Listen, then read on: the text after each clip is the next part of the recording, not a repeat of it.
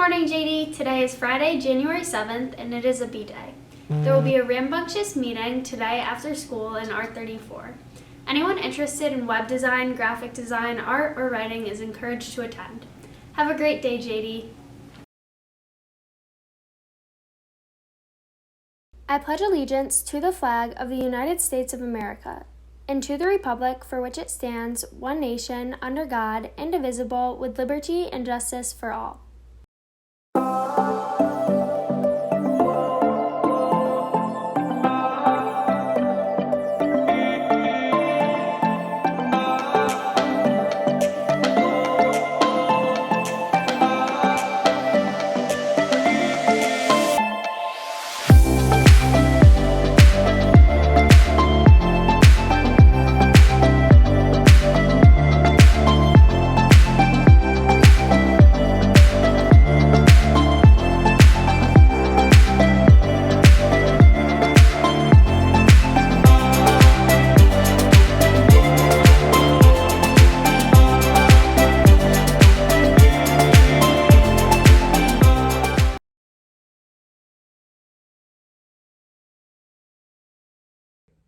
The first book that I'm going to recommend is The Giver. This is a super short read, barely 200 pages, and it centers on a boy named Jonas.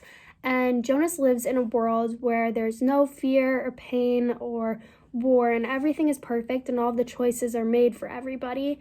And everyone in the community is assigned a specific role. And when Jonas gets to be 12, his role is to accompany the Giver.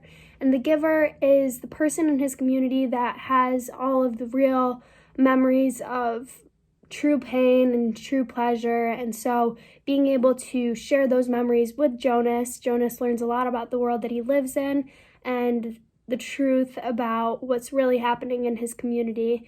And I would say it's definitely a great read. If you're looking for something that's a little bit more dystopian, this would definitely be the one. The next book that I'm going to recommend is called November 9th by Colleen Hoover, and this is a super cool book for a ton of different reasons. But basically, it's about Fallon, who's an aspiring actress, and Ben, who's an aspiring writer, and the relationship that they have.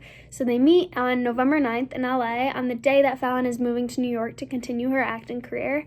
And they make this weird agreement that they're only going to meet once a year for 5 years on November 9th. And so Ben is going to write a book on their relationship, and it's really cool to follow the connection that they have because they don't know that much about each other, but they feel like they know everything about each other. And then there are all of these really shocking parts of the book that just make you want to keep on reading, and they don't really stop until the last page. So it's just a really cool story, and if you're the type to want to sit down and read a book in one sitting, this is definitely the book. The last book that I'm going to talk about, it's called Untamed by Glennon Doyle, and it's a really cool memoir about Glennon Doyle's experience with the stereotypes that society places on women and certain minority groups, and how she was able to break out of those stereotypes and find herself and find her knowing. And it's a really inspiring story. Even if it is a memoir, it definitely was kind of a self-help book too, because a lot of the things that she did, she was sharing her advice with her readers. So I would definitely recommend giving it a read if you're interested in that kind of genre.